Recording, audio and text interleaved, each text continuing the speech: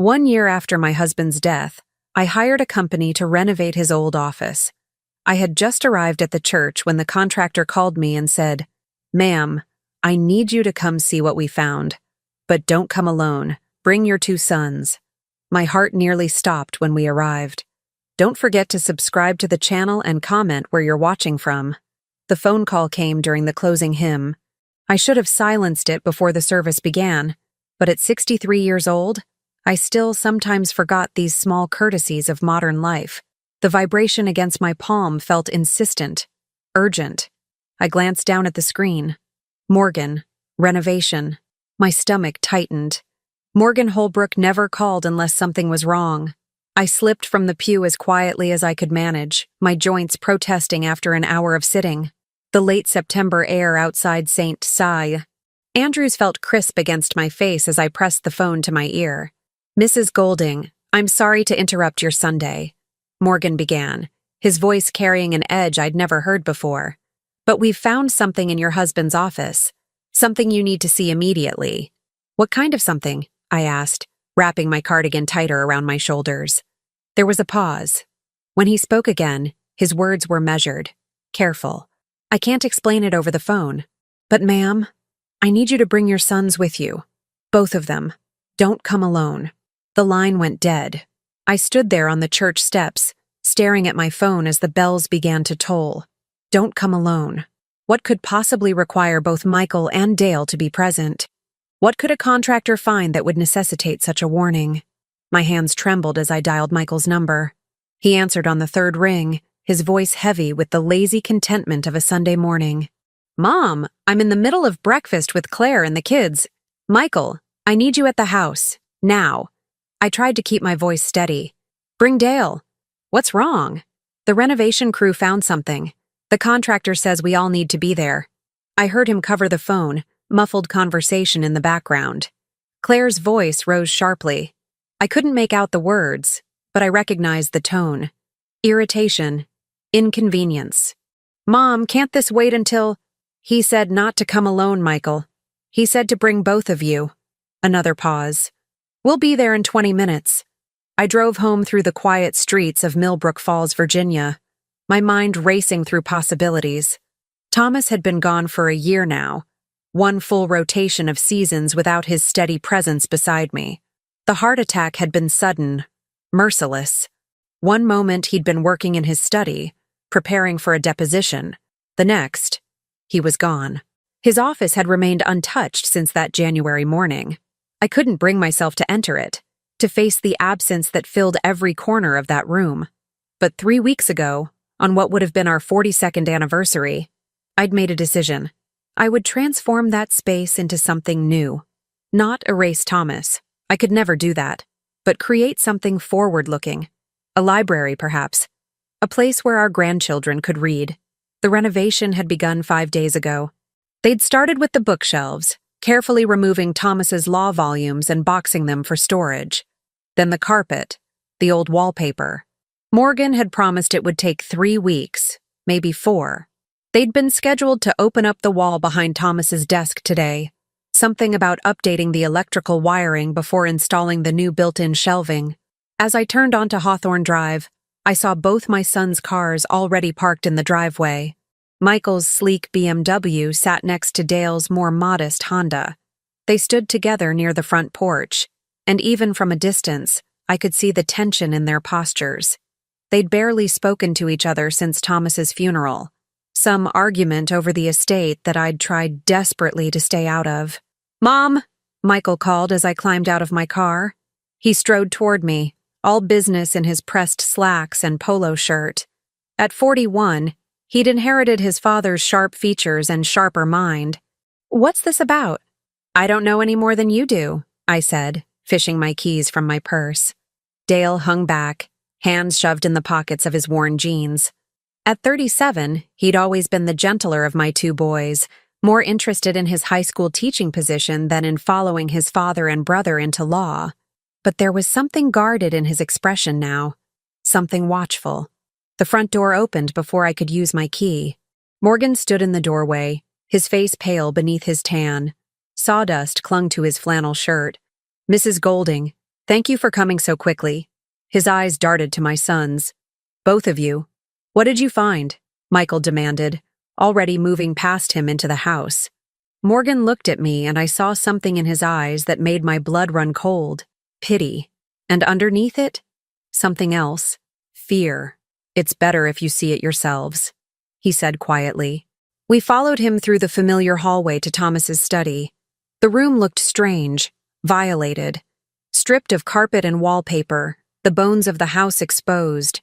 Two of Morgan's crew stood near the far wall, their faces carefully neutral. The wall behind where Thomas's desk had stood for 2 decades was gone. Not just opened, completely removed.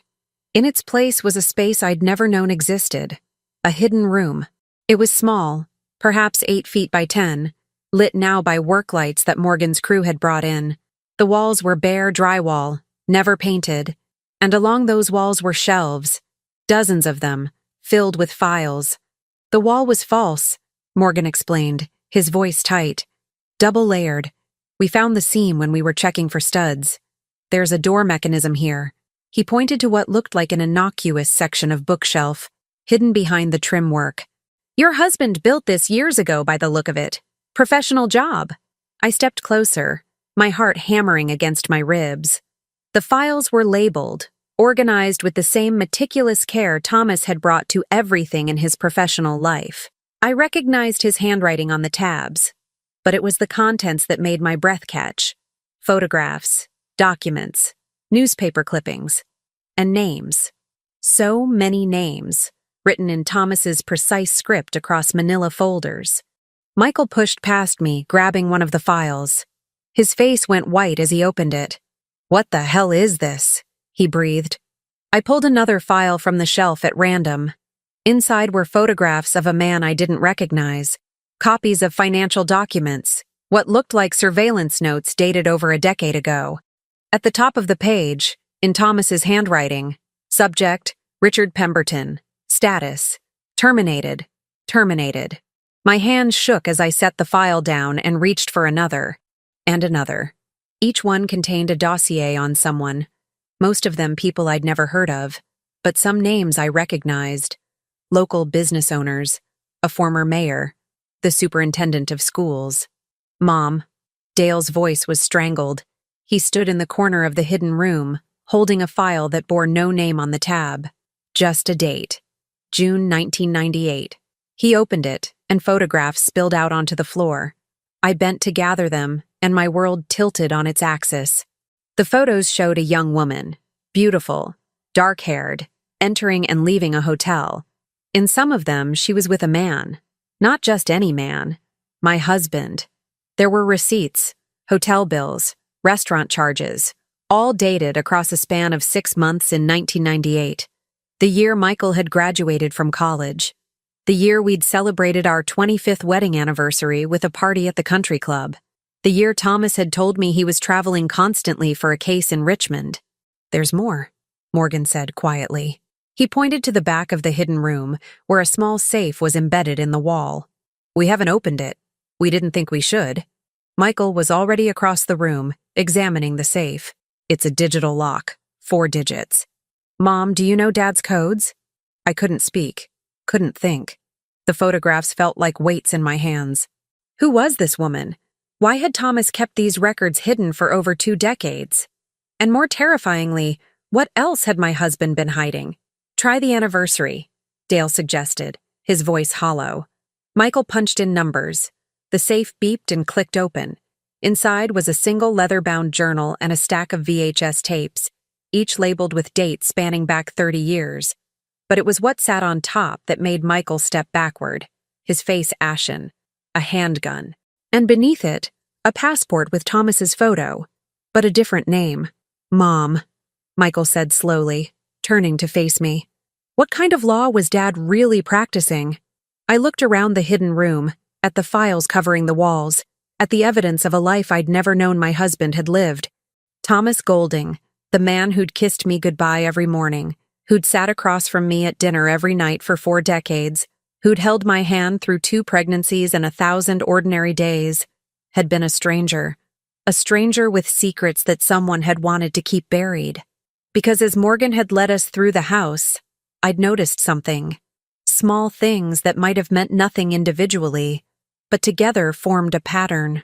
The scratches around the front door lock that hadn't been there last week. The faint smell of cigarette smoke in the hallway, though no one in my family smoked.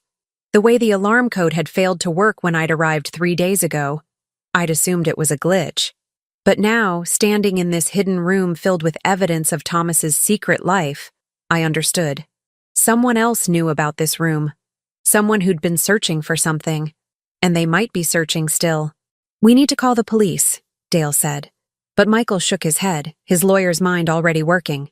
"And tell them what? That Dad had a hidden room? That's not illegal. The gun probably is. Virginia requires registration. But that's not exactly—" "Michael." I cut him off, my voice firmer than I felt. "Look at these files. Really look at them. What do you see?" He pulled another folder from the shelf at random, opened it. His eyes scanned the contents, and I watched comprehension dawn. "These are blackmail files," he whispered. I nodded slowly.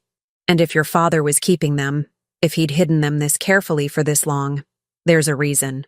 "What reason?" Dale demanded. "What could possibly justify—" The sound of footsteps on the porch stopped him mid-sentence. We all froze. A knock at the door, sharp, authoritative. Morgan moved to the window, peered out, and went even paler. "There's a sheriff's cruiser in your driveway." My heart stopped. "I didn't call them." "Neither did we," Michael said. Another knock, more insistent. A voice called through the door. "Mrs. Golding, this is Deputy Marshal Garrett. I need to speak with you about your husband's estate." Deputy Marshal.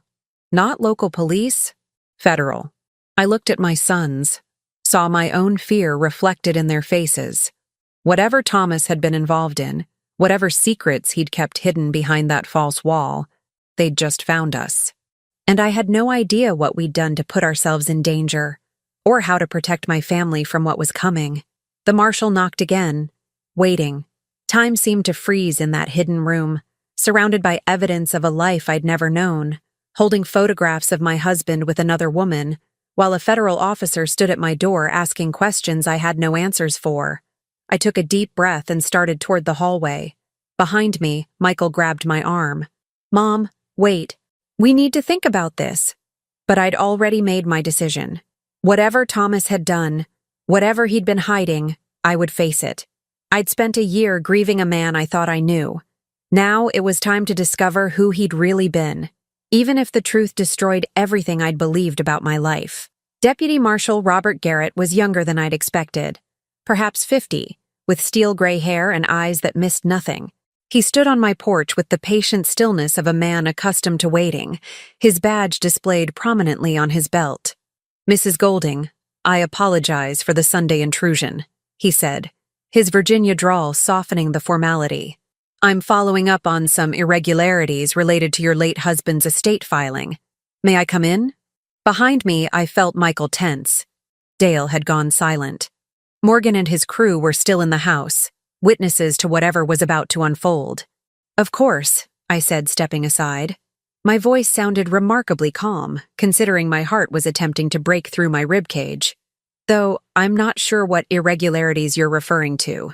Everything was handled by my husband's law partner, Edward Hutchins." Something flickered in Garrett's eyes at the mention of Edward's name. "Yes, ma'am. That's actually part of what I need to discuss with you." He followed me into the living room, noting the renovation chaos with a sweep of his gaze. His eyes lingered on the open doorway to Thomas's study, and I saw recognition there. He knew about the hidden room, or suspected. "Marshal!" Michael stepped forward, extending his hand with the practiced ease of a corporate attorney.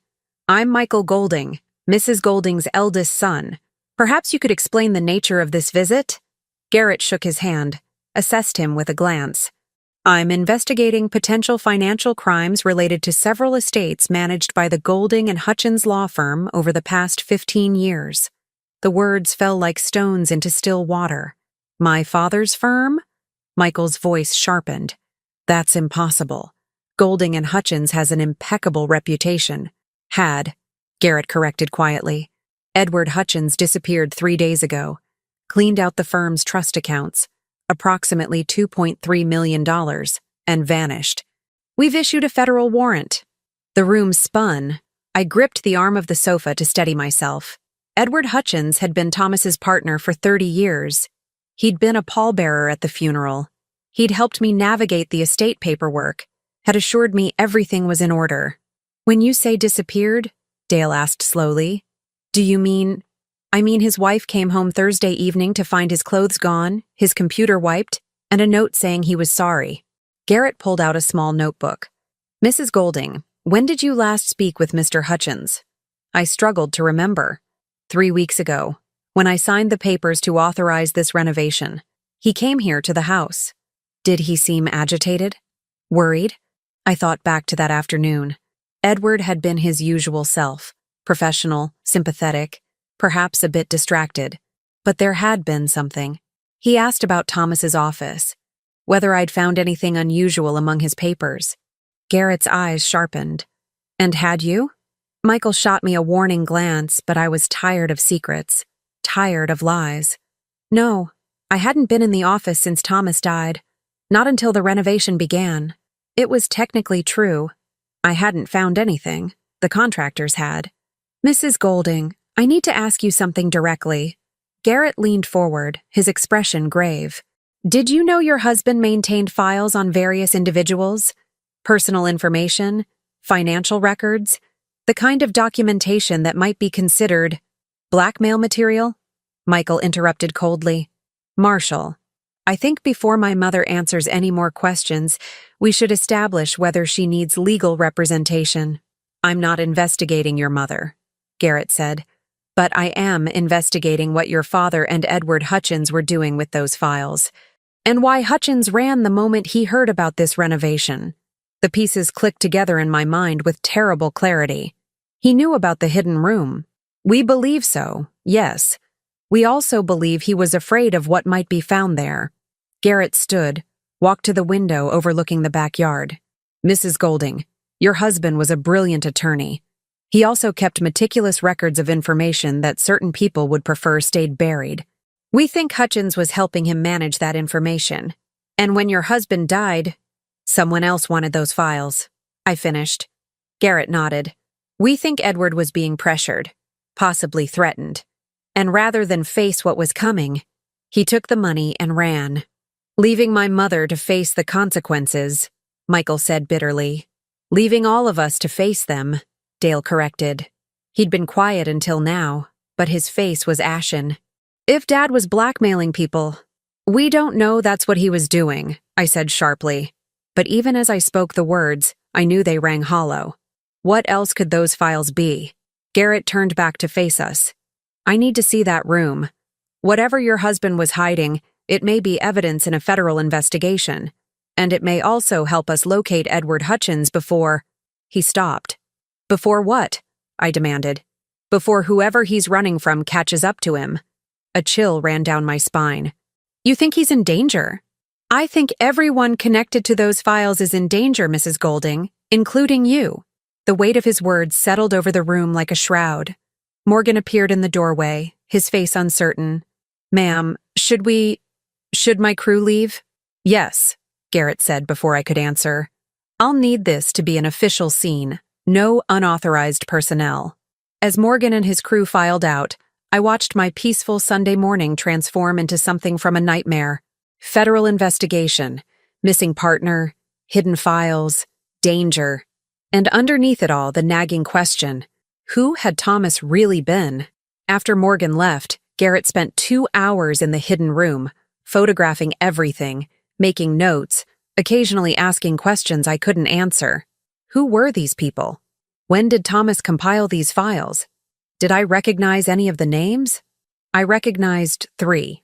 Lawrence Brennan, who'd served as mayor of Millbrook Falls 10 years ago. Rita Vance, principal of the high school where Dale taught. And Sheriff Raymond Cook, who'd recently retired after 30 years of service. All 3 had been friends, people we'd socialized with, shared meals with, celebrated holidays alongside. All 3 had files documenting secrets that could destroy them. Mom, you need to see this. Dale stood in the doorway of the hidden room, holding the leather journal we'd found in the safe. His hands trembled slightly. It's Dad's handwriting. It's a ledger. Garrett took the journal, flipped through pages filled with Thomas's precise script. Dates, names, amounts, payments received, services rendered, the clinical language of transactions. Your father was running a protection service, Garrett said finally. People paid him to keep their secrets. Substantial amounts based on these figures. That's not possible, I whispered. But I was staring at entries dated across decades.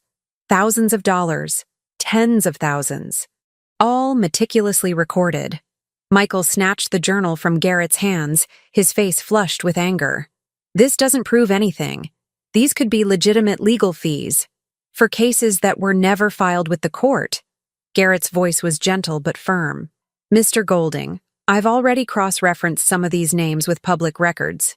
Your father wasn't representing these people in legal matters. He was collecting money to keep quiet about information he'd gathered. Then he was a criminal, Michael said flatly. Or he was protecting people, I said quietly. Everyone turned to look at me. What if these weren't victims? What if they came to him, asked for help, and he managed the situation? Garrett studied me with new interest. An interesting perspective, Mrs. Golding. Is that what you believe? I didn't know what I believed anymore. But I knew Thomas.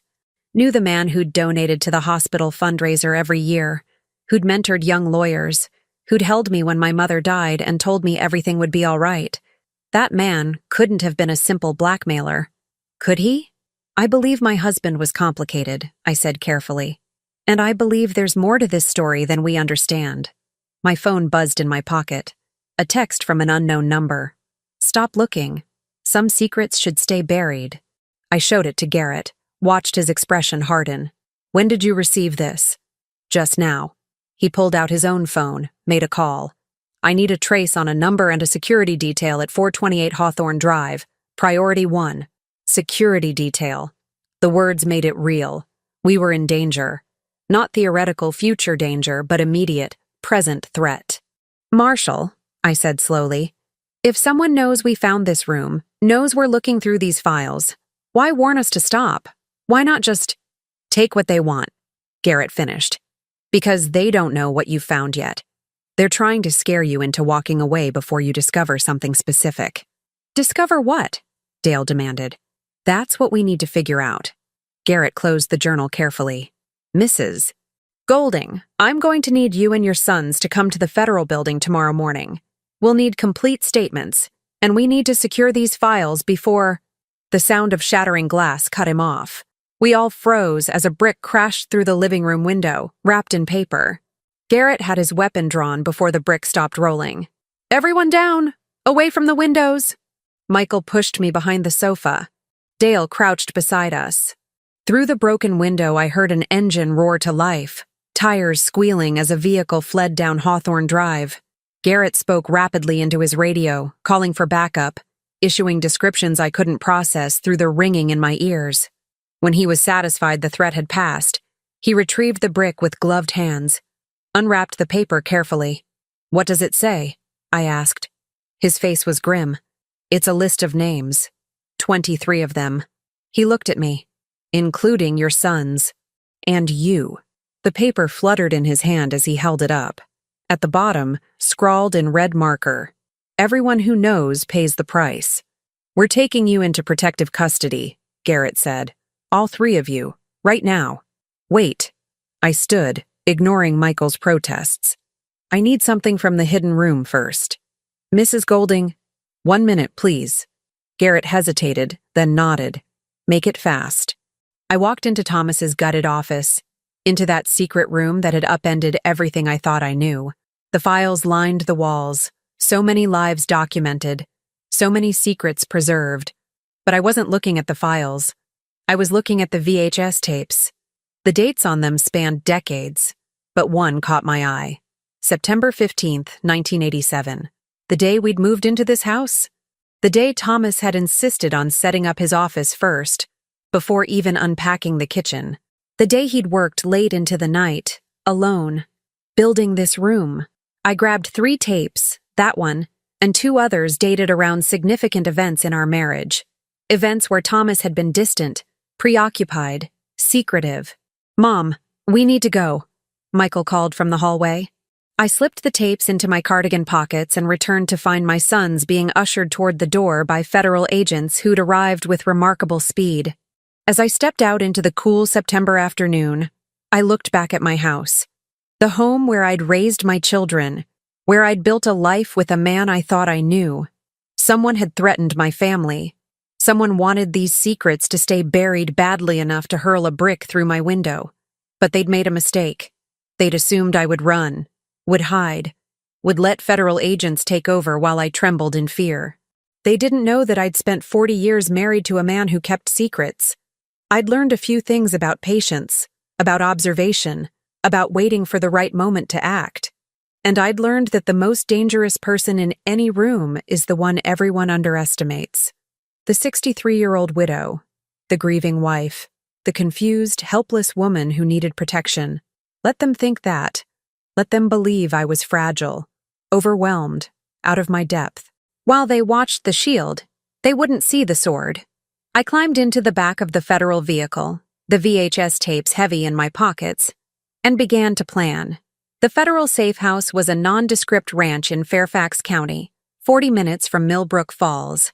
Beige siding, brown shutters, a lawn that needed mowing, the kind of place you'd drive past without a second glance. Perfect camouflage for people who needed to disappear. "You'll stay here until we assess the threat level," Garrett explained as he ushered us inside. The interior was as generic as the exterior. Standard government-issue furniture, bare walls, the faint smell of industrial cleaner.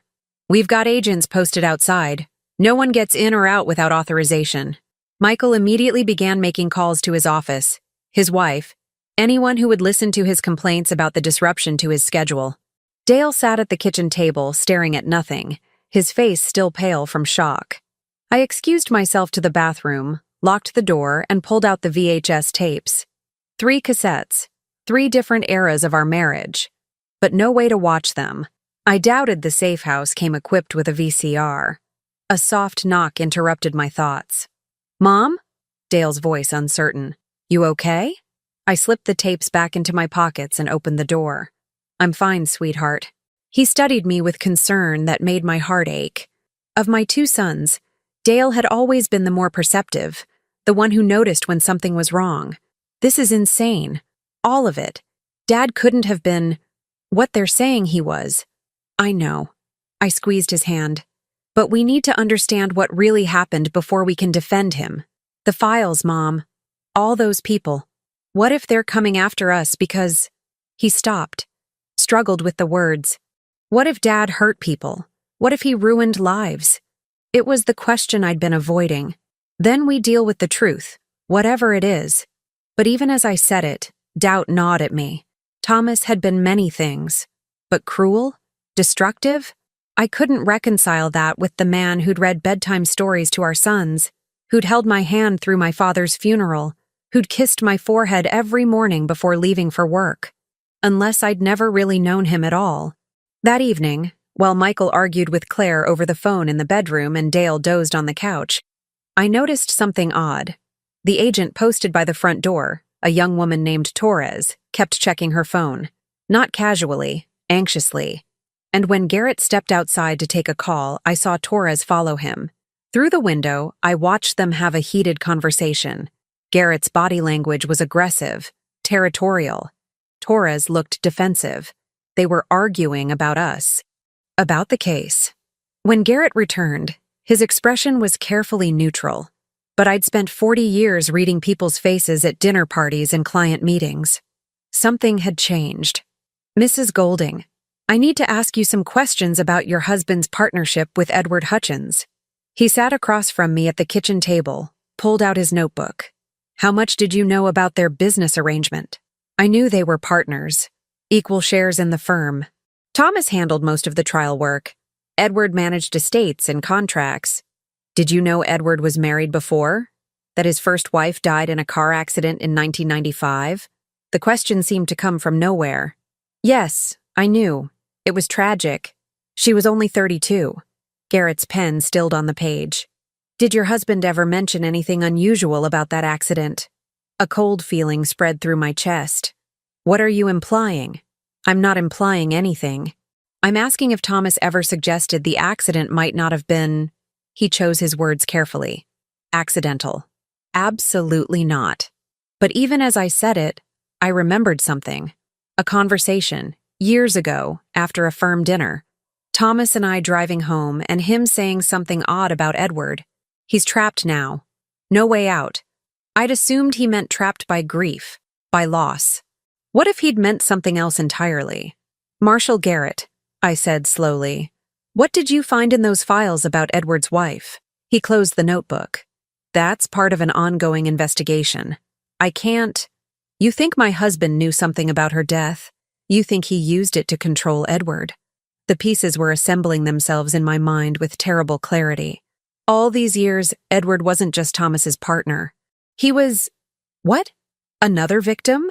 Another person Thomas had leverage over? I think your husband was very good at collecting insurance policies, Garrett said quietly. Information he could use if he ever needed leverage. And I think Edward Hutchins finally decided he'd had enough. My phone buzzed. Another text from the unknown number. Ask Garrett about his brother. I showed him the screen. Watched the color drain from his face. Who sent this? His voice was tight. The same number as before. What does it mean? What about your brother? Garrett stood abruptly, walked to the window. When he spoke again, his voice was rough. My brother committed suicide 8 years ago. He was a banker in Richmond. Got caught up in some kind of financial scandal, lost everything. He turned to face me. Your husband's firm handled the investigation. The implications hung in the air between us. You think, Thomas? I think my brother's name was in one of those files, Garrett said. And I think whatever information your husband had drove James to put a gun in his mouth. The room tilted. This wasn't just about investigating Thomas's crimes. This was personal. Garrett had a stake in whatever we uncovered. Does your supervisor know? I asked carefully. Know what? That I requested this assignment?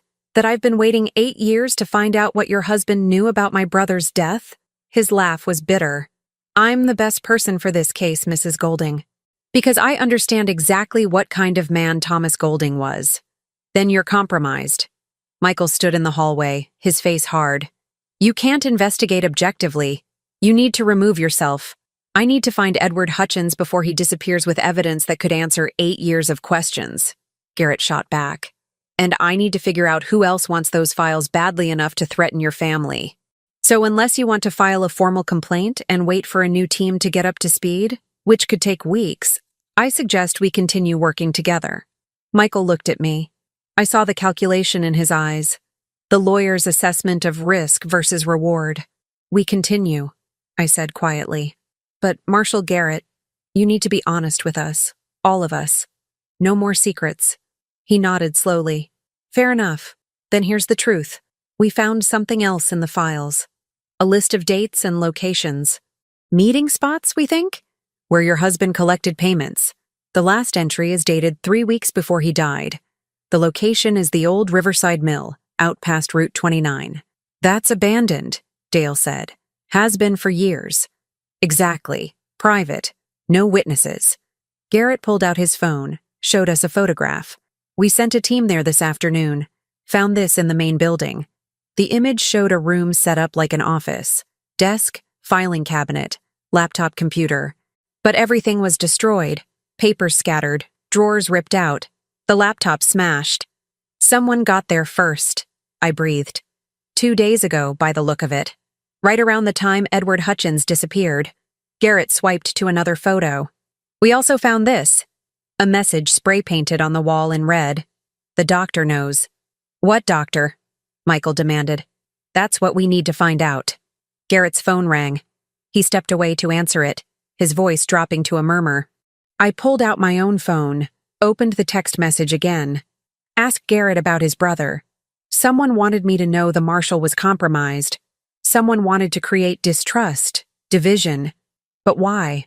Unless they needed us fighting among ourselves instead of looking too closely at the evidence. I stood, walked to the kitchen window. The safe house backed onto a wooded area, dark now as evening settled in. Movement caught my eye. A figure, just at the tree line, too far to make out details but standing there, watching. "Marshall," I called quietly. "We have company." Garrett was at my side in seconds, weapon drawn. He radioed Torres. "Perimeter breach, northeast corner. Move in but don't engage until—" The lights went out. Complete darkness. Michael swore. Dale called for me. Garrett was shouting orders into his radio. And then I heard it. The soft click of the back door opening. Someone was inside. "Everyone down!" Garrett's voice cut through the chaos. "Federal agents! Identify yourself!" Silence.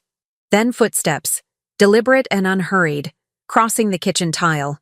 A flashlight beam cut through the darkness, blinding, and when my eyes adjusted, I saw a figure standing in the doorway, wearing one of the marshal's jackets and holding Torres's access badge as if he belonged there. A man in his 60s, well-dressed, familiar. It took me a moment to place him because he was so utterly out of context. Dr. Richard Brennan, our family physician for 20 years. "Hello, Constance," he said calmly, as if he'd just arrived for Sunday dinner. "I think it's time we talked about what your husband really knew." Garrett's gun was trained on him. "Don't move. Hands where I can see them." Dr. Brennan raised his hands slowly, but his expression remained placid. "Marshall Garrett, I wondered when we'd meet. Your brother spoke of you often, before the end." Garrett's hand trembled. "You knew James?" "I was his doctor. Treated his depression after the scandal. Prescribed the pills he used to, well, you know the rest." Brennan's smile was terrible. "Thomas documented all of it. Every prescription, every session, every moment of your brother's decline. He kept excellent records." "You son of a—" Garrett lunged forward, but Michael grabbed him, held him back. "Easy, Marshall," Brennan said. "I'm not here to hurt anyone. I'm here because Constance needs to understand something important." He looked directly at me. "Your husband didn't start collecting secrets because he was greedy or cruel. He started because he was protecting someone. And when he died, that protection ended." "Protecting who?" I demanded. "You, Constance. Everything Thomas did, every file, every secret, every terrible choice. He did it to protect you." The words made no sense. "Protect me from what?" Brennan's expression softened with something like pity. "From the truth about your past. About who you really are." The floor seemed to drop away beneath me. "What are you talking about? Your maiden name was Constance Elizabeth Bradford, correct? Grew up in Charlottesville, only child of Robert and Eleanor Bradford?" "Yes," I whispered, though suddenly I wasn't sure of anything. "Except that's not true. Any of it." Brennan pulled a folder from his jacket. I recognized it instantly as one of Thomas's files. Thomas spent 30 years keeping this hidden, but now that he's gone, the people who wanted it buried have come looking, and they will hurt anyone who stands in their way. He tossed the file onto the kitchen table. In the flashlight beam, I saw my name on the tab. My file. Thomas had kept a file on me. "Open it," Brennan said. "Before anyone else dies, you need to know what your husband gave up everything to protect." My hands shook as I reached for the folder. Michael and Dale crowded close. Garrett kept his weapon trained on Brennan, but his eyes were on the file too. I opened it. The first document was a birth certificate. Not mine. I'd seen mine hundreds of times. This one listed a different name. Margot Hines. Born June 3rd, 1962, in Pittsburgh, Pennsylvania. My birthday. My birth date. But not my name. "I don't understand," I breathed. "Keep reading," Brennan said softly. Newspaper clippings, dated 1968. A house fire in Pittsburgh. 2 deaths. Robert and Diane Keller. 1 survivor, their 6-year-old daughter Margot. Photographs of a little girl with dark hair and solemn eyes. She looked familiar in a way that made my skin crawl. She looked like me. "No," I said. It's a mistake. My parents were Robert and Eleanor Bradford. I grew up in Charlottesville. You remember what you were told to remember," Brennan interrupted. "What the Bradfords raised you to believe. They adopted you after the fire, Constance. Changed your name, your history, your entire identity. And they did it because someone very powerful wanted you to disappear. Who? Dale demanded. Why would anyone? Because of what your mother witnessed the night of that fire. Brennan's voice was grim. Because she saw who said it. Because at 6 years old, Constance, or Margot, was the only witness to a double murder. The room spun. I gripped the table edge, fought to breathe. This couldn't be real. Couldn't be true. But the photographs, the birth certificate, the dates that lined up perfectly with my life, reimagined as someone else's story. Thomas found out, I whispered. Somehow he discovered who I really was. When you were engaged, Brennan confirmed. He was doing background research for the wedding announcement, found a discrepancy in your adoption records, started digging. And what he found, he shook his head. The people who killed your birth parents, who wanted you silenced, they were connected, powerful.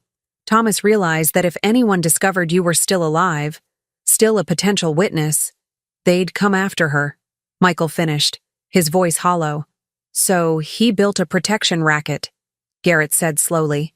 Collected secrets, created leverage, made himself untouchable. All to keep people from looking too closely at his wife's past. For 40 years, Brennan confirmed. He blackmailed, manipulated, and destroyed lives, all to keep Constance safe. And it worked, until Edward Hutchins realized what the files really were. Until he understood that with Thomas gone, there was no one to maintain the balance. No one to keep the predators at bay. That's why he ran, I breathed. He knew they'd come looking. And they have. Brennan's expression turned urgent.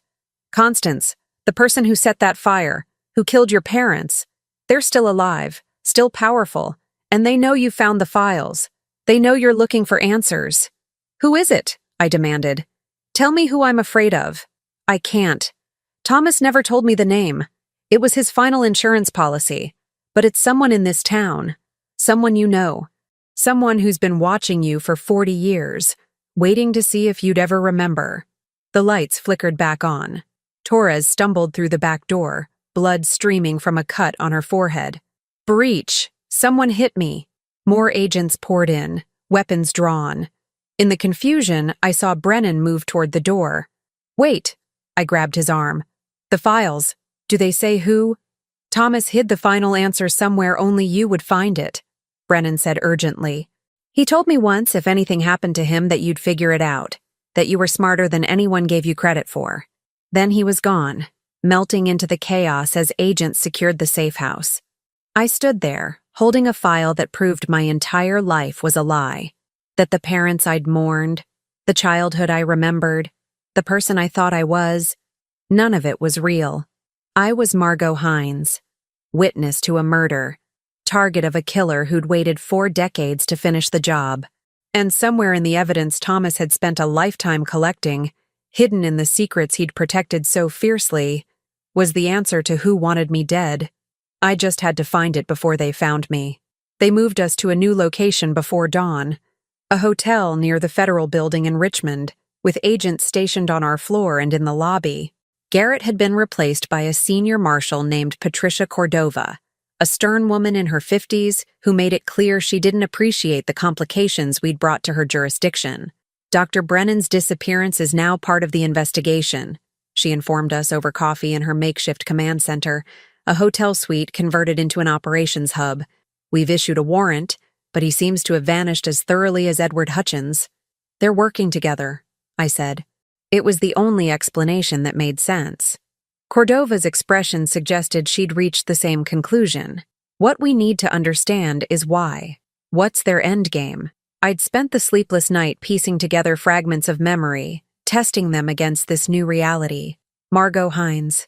The name felt foreign on my tongue, like trying on someone else's clothes. But there were moments, flashes of things I'd always attributed to childhood dreams, that suddenly took on new meaning.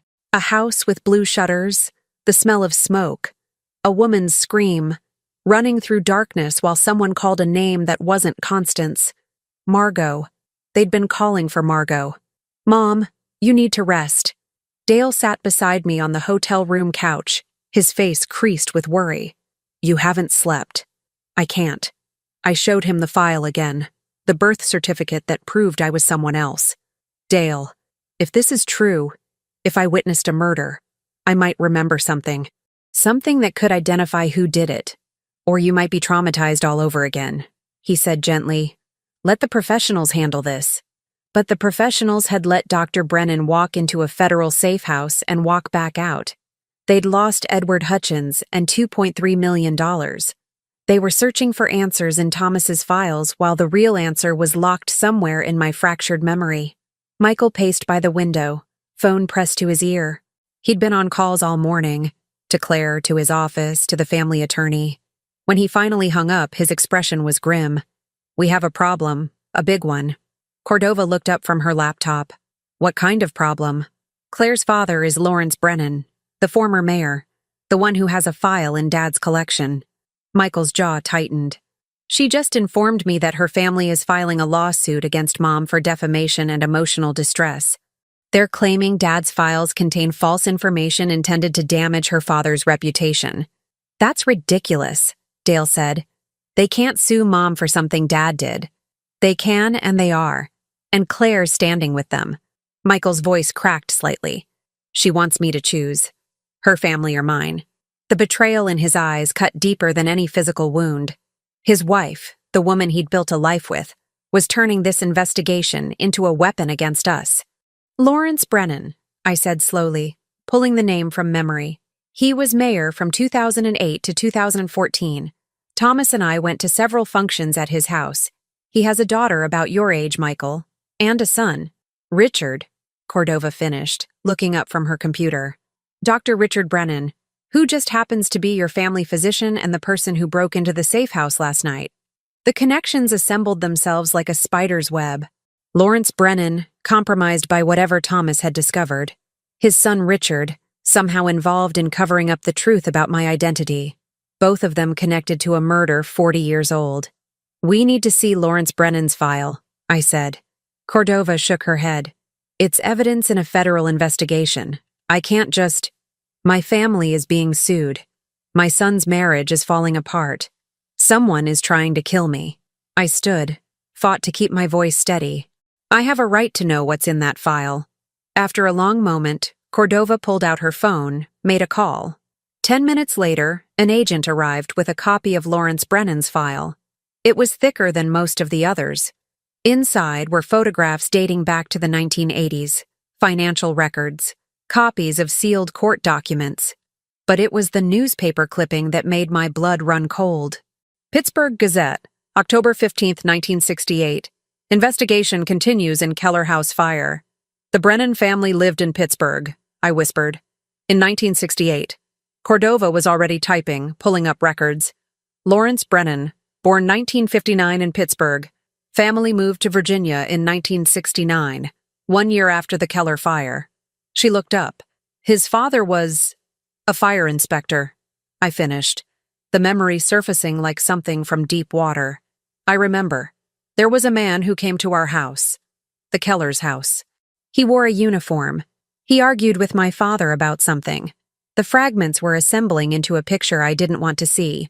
A fire inspector's family, a convenient house fire, a 6-year-old witness who disappeared into the foster system, renamed, relocated, her entire identity erased. Brennan's father was dirty, Cordova said, reading from her screen. Thomas's file documents, payoffs, evidence tampering, a pattern of declaring arson cases as accidental when paid enough. He died in 1995, but his son inherited his secrets, I said.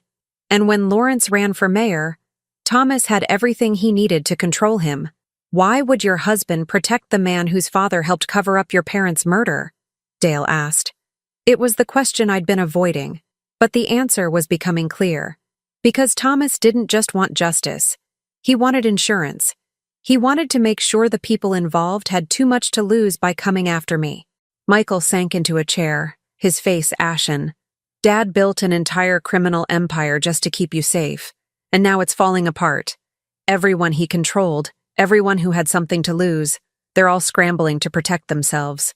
By eliminating the witness, Cordova said quietly. By eliminating you. My phone buzzed. Another text from the unknown number. Your sons will pay for your husband's sins. Starting with Michael's reputation. Before I could show it to Cordova, Michael's phone rang. He answered, listened, and went pale. That was my senior partner. Someone leaked confidential client information to the press. Information that was on my laptop. They're saying I violated attorney-client privilege. His voice was hollow. They're opening an ethics investigation. I could be disbarred. It's escalating, Cordova said. They're not just threatening anymore. They're actively destroying your family's credibility, your resources, your ability to fight back. Dale's phone buzzed next. He read the message, and I watched the color drain from his face. The school board. They're putting me on administrative leave, pending an investigation into... He stopped, showed me the screen.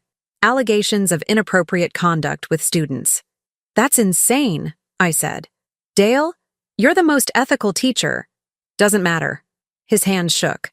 Once an accusation like this is made, it follows you forever, even if it's proven false.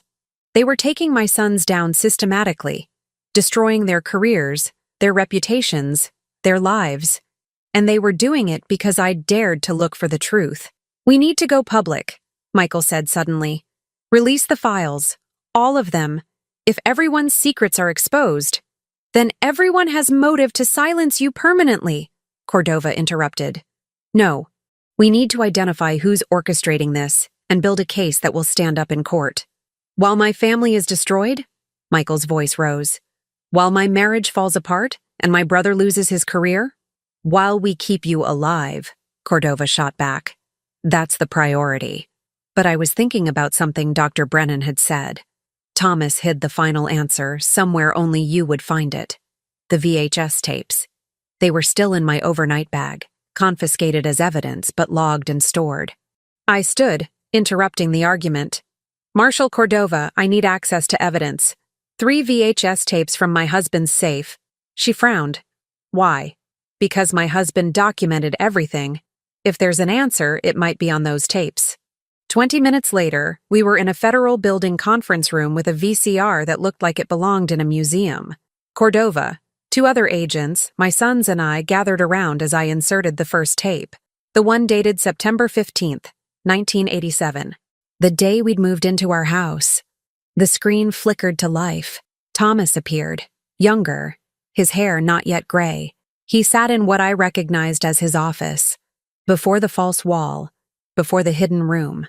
Constance, his recorded voice said, if you're watching this, then I'm gone, and you've found the room, which means the protection I built has failed. My throat tightened. Dale gripped my hand. I want you to know that everything I did for you. When I discovered who you really were, what you'd witnessed.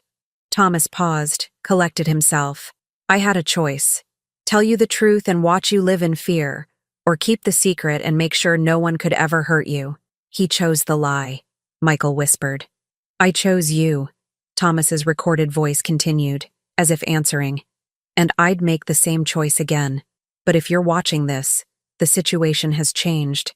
The people involved have made a move, so you need to know everything. The camera angle shifted. Thomas held up a photograph. I recognized it immediately as one from my file. The Keller house, before the fire. Your father, Robert Keller, was an accountant. He discovered fraud at his firm, massive embezzlement, money laundering, connections to organized crime. He documented everything, planned to go to the authorities. Thomas's expression was grave. They killed him before he could, made it look like an accident, a gas leak, a house fire. But you survived, Margot. You ran. The name sent chills through me. Margot. I'd been Margot. The man who ordered the hit was named Vincent Castellano, mid-level crime boss, Pittsburgh operation. He's dead now. Died in prison in 1994. But his organization survived. And the person who actually set the fire, who made sure your parents didn't escape. Thomas leaned closer to the camera. That was never proven. The investigation was compromised by the Brennan family's fire inspector father. The evidence was destroyed. Then how do we find them? I asked the screen, knowing he couldn't answer. But Thomas smiled, as if he'd anticipated my question. I spent 30 years following the money. Castellano's organization had connections in Virginia. When his empire fell, his people scattered. Some went legitimate, changed names, built new lives, got into politics, business, medicine. Medicine. I thought of Dr. Richard Brennan, of his father Lawrence. I documented everyone with connections to the original crime, Thomas continued. Everyone who might have been involved. It's all in the files. But the person who actually killed your parents, who tried to kill you, I never found definitive proof until 3 weeks ago, 3 weeks before he died. I received a call, anonymous. Someone who claimed to know what happened that night. They wanted to meet, to make a deal. They said they had evidence, and they were willing to trade it for immunity from the leverage I had over them. It was a trap, Cordova said quietly. I went to the meeting, Thomas said on screen, at the old Riverside Mill, and I recorded everything. If you're watching this tape, Constance, you need to find the others. They're hidden in places that mean something to us. Places only you would think to look. The screen went black. We sat in silence. Finally, Dale spoke. Dad was trying to make a deal with his own blackmail victim, someone he had leverage over, someone who knew about the Keller murders, someone who killed him for it, Michael added. I thought about the recording, the meeting at Riverside Mill, the destroyed office we'd found there. Thomas made a recording of that meeting, I said.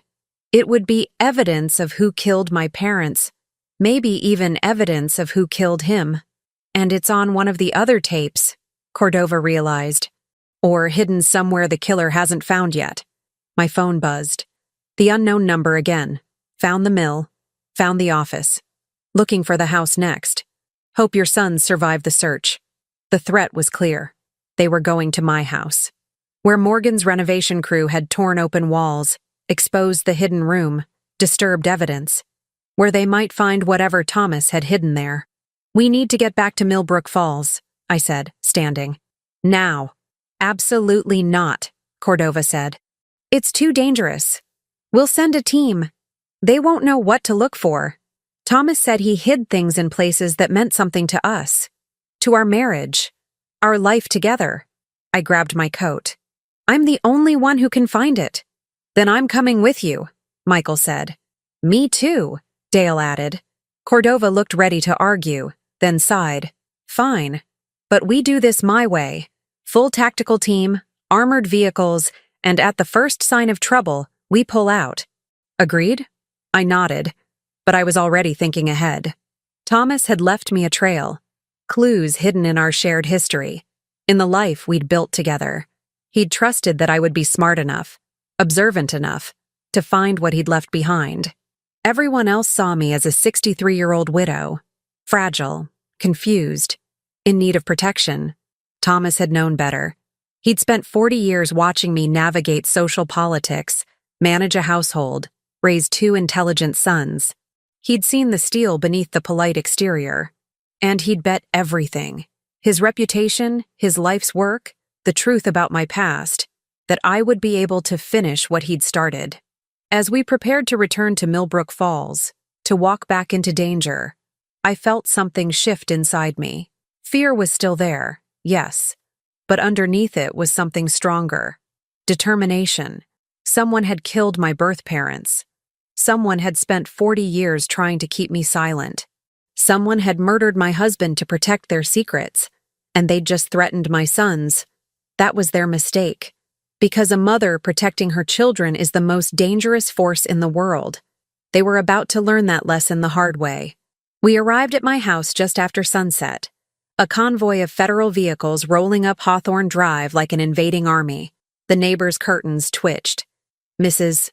Patterson from next door stood on her porch, arms crossed, watching with undisguised curiosity. The house looked violated in the fading light. Yellow police tape still hung across the door from the brick incident. Morgan's truck was gone, but his equipment remained scattered across the lawn. Sawhorses, tarps, a stack of drywall sheets growing damp in the evening dew. Clear the perimeter first, Cordova ordered her team. 6 agents fanned out, checking the backyard, the garage, the shadowed spaces between houses where threats might hide. I stood on the sidewalk, keys clutched in my hand, and tried to think like Thomas. Where would he hide something precious? Something that could only be found by someone who knew our history, our private moments. "Mom," Dale said quietly. "The tree." I turned to look at him. He was staring at the old oak in the backyard, barely visible in the gathering darkness. "What about it? Remember when I was 10? I built that treehouse and Dad helped me. We spent an entire weekend up there." Dale's eyes met mine. He made me promise never to tear it down. Said it was important to keep some things exactly as they were built. My heart began to race. The treehouse. We'd kept it maintained even after the boys grew up, even though it served no purpose. Thomas had insisted on replacing boards when they rotted, keeping the structure sound. "Cordova," I called. "We need to check the treehouse." She looked skeptical but nodded. "Ramirez, Santos, you're with Mrs. Golding. Everyone else, maintain your positions." The backyard was a minefield of shadows. The treehouse perched in the oak's lower branches, accessible by a ladder Thomas had built with his own hands. Ramirez went up first, flashlight beam cutting through the darkness. "It's clear," he called down. "Just some old furniture and— Wait, there's something here." My hands shook on the ladder rungs as I climbed. The treehouse was exactly as I remembered. Small platform, weathered walls, the initials DW and MW carved into the support beam, but Ramirez was pointing to the corner, where a loose board had been pried up. Beneath it was a metal box. I lifted it out with trembling hands. The lock was simple, designed to keep out curious children, not determined adults. I broke it open with a rock. Inside was another VHS tape, labeled with a date 3 weeks before Thomas died, and underneath it, a file folder marked Final Evidence. "We need to watch this," I said. Now. Back in the house with agents posted at every entrance, we gathered again around the ancient VCR. Michael and Dale flanked me on the couch. Cordova stood behind us, her hand never far from her weapon. I inserted the tape. The image was grainy, shot from a fixed camera position. The setting was the Riverside Mill office. I recognized the desk, the filing cabinet, before they'd been destroyed. Thomas sat in frame, facing the camera. "This is being recorded on October 8th, he said, his voice steady despite the pallor of his skin. "I'm meeting with someone who claims to have information about the Keller murders. Someone I've maintained leverage over for 15 years. The door in the background opened. A figure entered, face initially obscured by shadow. Then they moved into the light. I gasped. Rita Vance, the high school principal, Dale's boss. "Thank you for coming," Thomas said on screen. "Let's get this over with." Patricia's voice was tight with tension. She sat across from him, her face hard. "You said you'd destroy the files if I told you what I know about Pittsburgh. If the information is genuine, yes. I'll destroy everything I have on your embezzlement from the school district." Dale made a strangled sound beside me. "She was stealing from the school? For 5 years," Thomas continued on screen. "But that's not why we're here. You grew up in Pittsburgh. Your father worked for Vincent Castellano's organization." Patricia's jaw tightened. "He was a driver, low level. He got out before the arrests. But not before he participated in certain operations, including the Keller fire." The room seemed to freeze. On screen, Patricia went very still. "I don't know what you're talking about." "Yes, you do. Your father drove the car that night. He was the getaway driver for the person who set the fire. And you know who that person was because your father told you. On his deathbed 5 years ago, he confessed." Patricia's hands clenched into fists. "You can't prove any of this. I can prove your father's connection to Castellano. I can prove he was in Pittsburgh the night of the fire. And I can prove that you've been paying money to someone for 15 years. Someone you're terrified of. Someone you're protecting." Thomas leaned forward. "Tell me who killed the Kellers, Patricia. Tell me who tried to kill my wife when she was 6 years old." The silence stretched. Then Patricia laughed, but it was a broken sound. "You don't understand. If I tell you, they'll kill me. They've killed before. They killed Eddie Hutchins 2 days ago." My blood ran cold. Eddie Hutchins, Edward's son.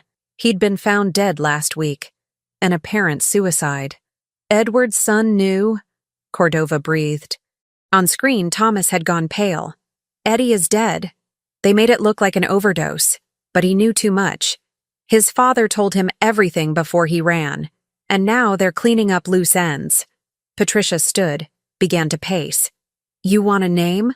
Fine, but it won't save you, won't save any of us. She moved closer to the camera, her face filling the frame. The person who set the Keller fire was Brennan, but not Lawrence, his older brother James. He was 17, working for Castellano's crew, trying to prove himself. He set the fire. He made sure the Kellers couldn't escape. And then he panicked because there was a witness. A little girl who ran. My chest constricted. I couldn't breathe. James Brennan spent 40 years wondering if that little girl would remember, if she'd recognize him. When his father got the fire inspector job in Virginia and helped cover it up, when Lawrence got into politics, they all had something to lose if the truth came out. Patricia's eyes glistened. But James had the most to lose, because he didn't just kill the Kellers. He liked it, and he kept doing it. What do you mean?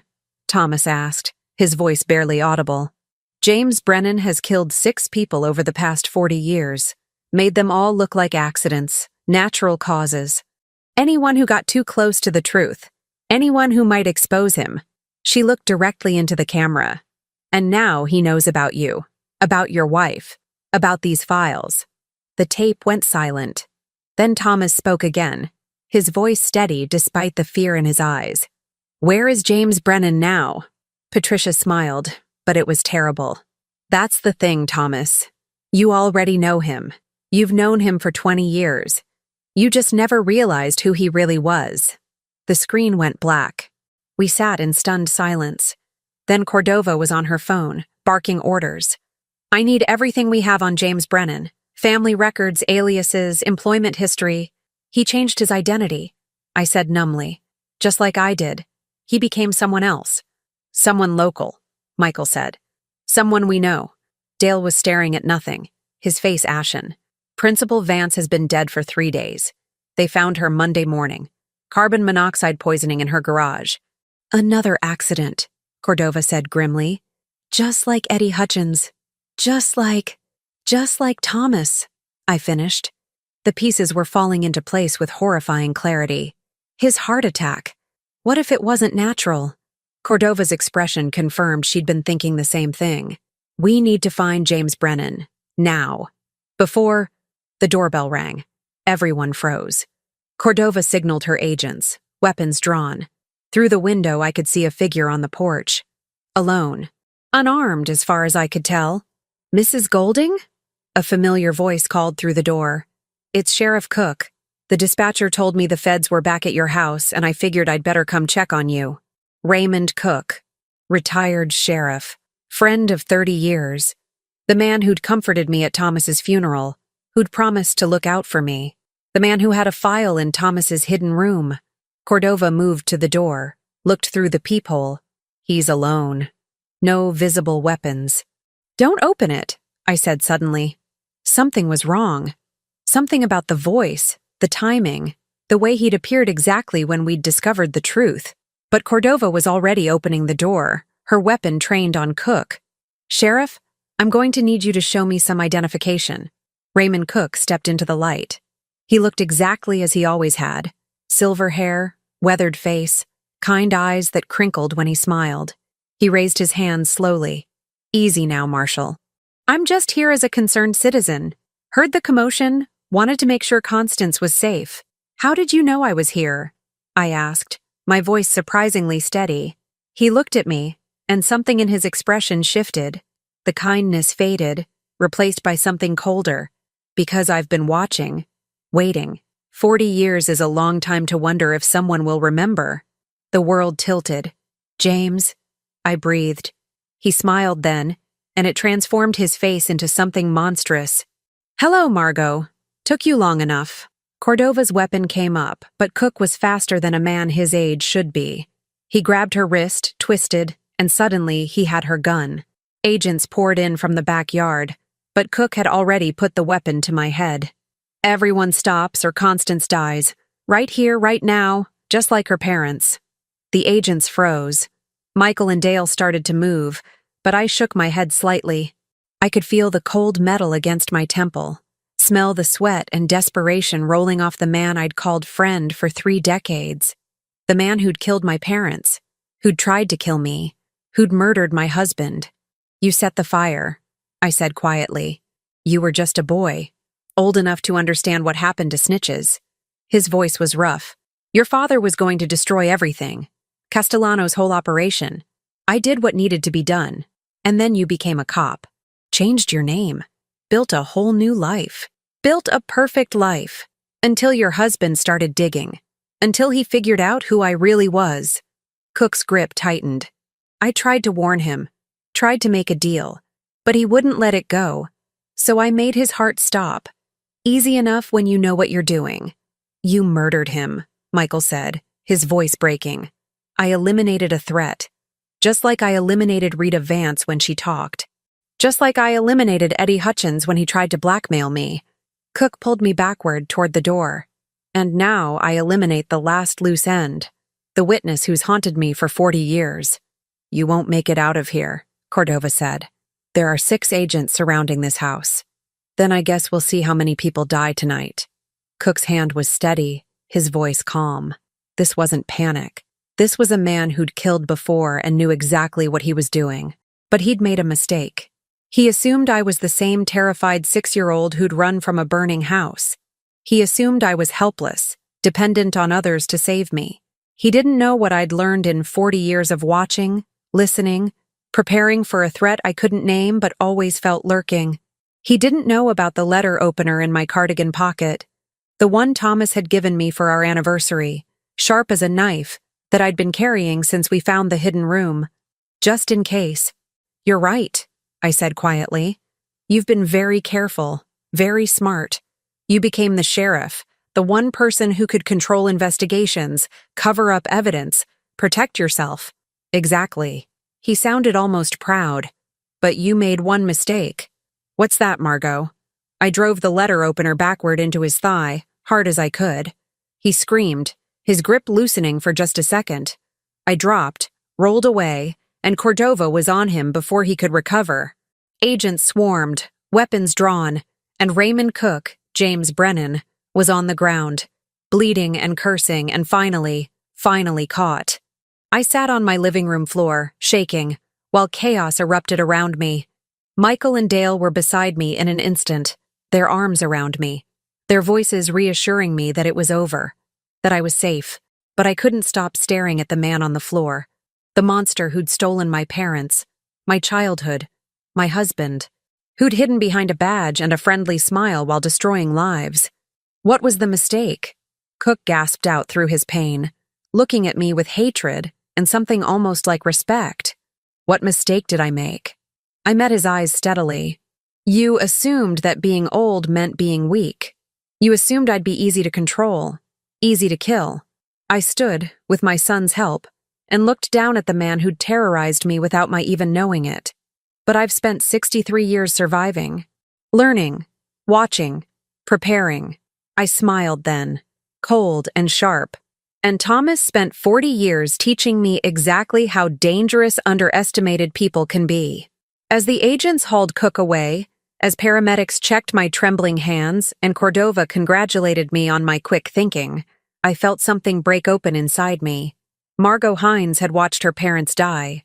Constance Golding had lived a lie. But the woman standing in this house, surrounded by evidence of secrets and violence and 40 years of hidden truth, she was someone new. Someone forged by both identities, strengthened by both lives. Someone who'd just taken down a killer with nothing but intelligence, patience, and a letter opener. Thomas had been right. I was strong enough to finish what he started, and I wasn't done yet. The next 3 weeks passed in a blur of depositions, interviews, and revelations that rippled through Millbrook Falls like aftershocks from an earthquake. James Brennan, the man we'd known as Sheriff Raymond Cook, confessed to everything, not out of remorse, but with the clinical detachment of someone discussing a particularly complex chess game. 5 murders over 40 years, each one carefully staged to look natural. My parents, Thomas, Rita Vance, Eddie Hutchins, and a man named Gregory Walsh in 1998, who'd been investigating cold cases and gotten too close to the truth about the Keller fire. He'd lived among us for 3 decades, attended church services, coached Little League, served as sheriff with distinction, his corrupt father having buried his juvenile record so completely that no background check ever connected him to the boy who'd set that fire. The media descended on our small town like locusts. Headlines screamed about the killer sheriff and the Black Widow attorney. They got half the story wrong, but the truth was strange enough that I couldn't entirely blame them. I sat in my kitchen on a Tuesday morning in late October, exactly 1 month after the renovation crew had found the hidden room, and watched the sunrise paint the oak tree gold. The treehouse was still there, but I'd decided to take it down. Some memories didn't need to be preserved. "Mom?" Dale appeared in the doorway, 2 cups of coffee in hand. He'd been staying with me since the arrest, unwilling to leave me alone despite my protests. "How are you feeling?" "Like myself," I said, for the first time in a long time. It was true. The woman I'd been, Constance Golding, devoted wife, doting mother, pillar of the community, had been real, but incomplete. Now, knowing the truth about Margot Hines, about the trauma buried beneath 40 years of carefully constructed identity, I felt more whole than I had in decades. Broken and mended, scarred, but stronger for it. Dale sat across from me, and I saw the question in his eyes, the one he'd been afraid to ask. "Do you remember it now? The fire?" I did.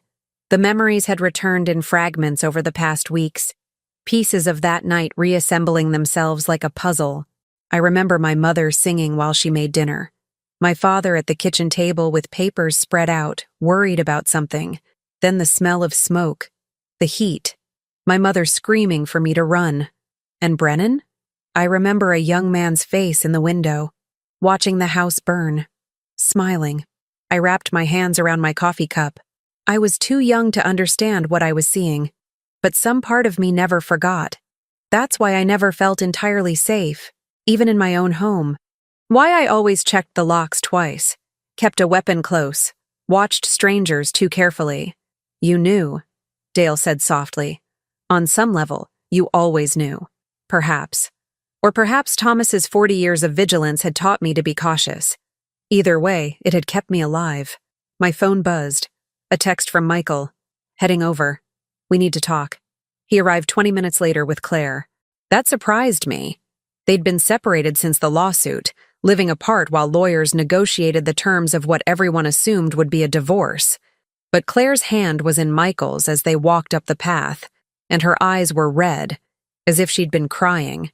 "Mrs. Golding," she said, her voice breaking, "I owe you an apology, a massive one." I invited them in, poured more coffee, and waited. "My father," Claire began, then stopped, collected herself. "When the files came out, when everything went public, I learned things. Things about him, about my family, that I never knew." Lawrence Brennan's file had been released as evidence. The public now knew about the payoffs, the corruption, the cover-up of the Keller fire investigation. He'd resigned from every board he sat on, retreated into his mansion, and refused to speak to the press. He used his position to help hide a murderer, Claire continued. "And when you and Michael were threatened, when your family was being destroyed, I stood with him. I chose protecting his reputation over protecting the people I should have cared about most." "You didn't know," I said gently. "I should have trusted you. Should have trusted Michael." She looked at my son with raw emotion. "Instead, I let my family manipulate me, use me as a weapon against you." Michael's jaw was tight, but he squeezed her hand. "We're working through it, with a therapist. It's going to take time, but we want to try," Claire added. "If you'll forgive me, if you'll let me try to make this right." I thought about it, about grudges and anger and the poison they created, about how Thomas had spent 40 years fighting threats, collecting leverage, living in a constant state of war. That path had cost him his life and nearly cost me mine. "You're forgiven," I said. Both of you. But Claire, you need to understand something. I met her eyes steadily. Your father made choices. He has to live with the consequences. You can love him and still hold him accountable. You can be his daughter without being his defender. She nodded, tears spilling over. I'm trying to learn that. After they left, closer than they'd been in months, hands linked as they walked to the car, Dale turned to me. That was generous. After what her family did. Holding on to anger would only hurt me, I said. Claire made a mistake. She's young. She deserves the chance to grow from it.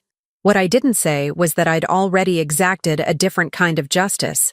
Lawrence Brennan's political career was over. His reputation destroyed. His son Richard had fled the country. Last I heard, he was in Costa Rica, beyond extradition for his role in helping James conceal his identity. The Brennan family empire had crumbled, and I hadn't had to lift a finger. The truth had done all the work. That afternoon, Marshal Cordova called. Thought you'd want to know. We found Edward Hutchins. My heart jumped. Where? Mexico. Living under an assumed name. He's agreed to return and testify in exchange for a plea deal. She paused. He wants to speak with you, Mrs. Golding. Says he owes you an explanation. The meeting was arranged for the following week, in a federal facility with Cordova present. Edward looked 10 years older than the last time I'd seen him. Gaunt, haunted. His expensive suit replaced with prison orange. Constance, he said when they brought him in. I'm so sorry. For all of it. I studied the man who'd been Thomas's partner for 30 years, who'd sat at our dinner table, celebrated holidays with us, held my hand at the funeral while knowing he was about to run. Tell me why, I said simply. He sank into the chair across from me. Thomas and I started the files together. Back in the beginning, it was about protecting clients. We'd find information that could be used against them in custody disputes, business negotiations. We'd document it, prepare defenses. When did it change? Gradually. We'd discover something damaging, and the person would offer to pay us to keep it quiet. At first, we refused. But then, he rubbed his face. Thomas told me about your past, about the danger you were in, and suddenly all that potential leverage became a tool, a way to protect you, by blackmailing people, by making sure powerful people had too much to lose if anything happened to you. If James Brennan made a move, if anyone connected to the original crime tried to silence you, Thomas had insurance. Mutually assured destruction. It was twisted logic, but I understood it. Thomas had built an empire of secrets to protect one secret. Mine. Why did you run? I asked. Edward's hands trembled. When Thomas died, I thought it was natural. Heart attack. Tragic but expected given his stress levels. But then Eddie, my son, started asking questions. He'd always been curious about the firm, about Dad's work. He found some of the files, started piecing things together. His voice broke. James Brennan figured out that Eddie knew. He killed my boy, Constance. Made it look like an overdose. And I knew. I knew if I stayed, if I tried to fight, I'd be next. So I took the money, and I ran, leaving me to face the consequences. I thought... He looked away. I thought they'd leave you alone. You were the grieving widow, you didn't know anything. I thought I was the threat, not you. You were wrong. I was a coward. He met my eyes finally. Thomas spent 40 years being brave enough to protect you. I couldn't even manage 40 days. I'm sorry, Constance. For everything. I stood to leave, then paused. Edward, my husband built a criminal enterprise. He blackmailed innocent people, destroyed reputations, broke laws. He did it to protect me, but that doesn't make it right. I know. But he also kept me alive, kept our son safe, made sure that a 6-year-old girl who witnessed a murder got to grow up, have a family, build a life. I looked back at him. I can be grateful for that and still acknowledge the damage. Both things can be true. What are you going to do? He asked. With the files? With everything Thomas built? It was the question I'd been wrestling with for weeks. Thomas's hidden room contained evidence of crimes, secrets, sins, information that could destroy dozens of lives if it became public. I could turn it all over to the authorities. Let justice take its course, even if that justice was harsh and indiscriminate. Or I could do what Thomas never did: destroy it all. Burn the files, erase the secrets, give people the chance to move forward without the weight of past mistakes crushing them. I'm going to make it right, I said, in my own way. The following week, I made my decision. With Cordova's approval and under federal supervision, I went through every file in Thomas's collection, the ones containing evidence of actual crimes, fraud, embezzlement, abuse. I turned over to the appropriate authorities. People who'd hurt others would face consequences. But the rest, the affairs, the mistakes, the poor choices that had harmed no one but the people who made them, those I destroyed, burned them in the fireplace while Dale and Michael watched, the flames consuming 40 years of secrets. "Are you sure about this?" Michael asked as the last file curled into ash. "I'm sure." I watched the fire, thought about Thomas sitting in his hidden room year after year, cataloging human weakness like a scientist studying specimens. "Your father thought he was protecting me by controlling everyone around us. But real protection isn't control. It's trust. It's believing that people can change, grow, make better choices. Even the ones who hurt you?" Dale asked. "Especially them. Holding on to those secrets would just make me into what Thomas became. Someone living in fear, using power to create safety that was really just an illusion." The renovation was completed in November. The hidden room was sealed up, returned to empty wall space. Morgan and his crew transformed Thomas's office into the library I'd originally envisioned. Warm wood shelves, comfortable chairs, large windows letting in the afternoon light. My grandchildren visited for Thanksgiving. Michael and Claire's 2 daughters, 7 and 9, explored the new space with delight. They didn't know what that room had been, what secrets it had held. They just saw a library, a place to read and dream and grow. "Grandma?" the youngest asked. "Why do you keep looking at that wall?" I smiled, pulled her into my lap. "Just remembering. Sometimes the things we hide end up being the things we most need to find." She wrinkled her nose. "That doesn't make sense." "No," I agreed. "I suppose it doesn't." But as I sat there, surrounded by family, in the house where I'd lived for 37 years, I understood something Thomas never had. You couldn't protect people by controlling them. You couldn't keep them safe by collecting weapons to use against potential threats.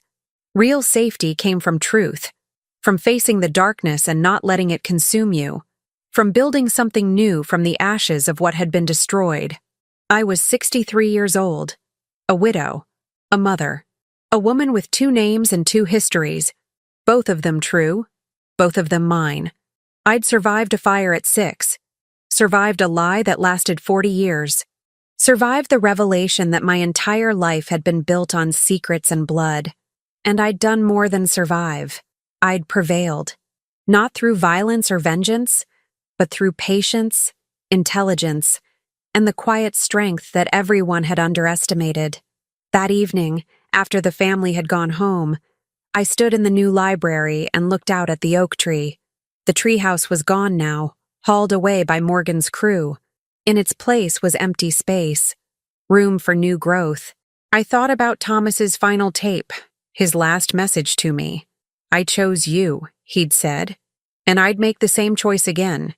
He'd been wrong about many things, wrong about how to protect me, wrong about the cost of keeping secrets, wrong about the price he was willing to pay. But he'd been right about one thing. I was stronger than anyone knew, smart enough to find the truth, brave enough to face it, wise enough to know when to fight and when to let go. The house settled around me, familiar and strange all at once. My home, my sanctuary, no longer hiding secrets in its walls but holding memories instead. Good ones and bad ones, truth and lies, everything that made a life real.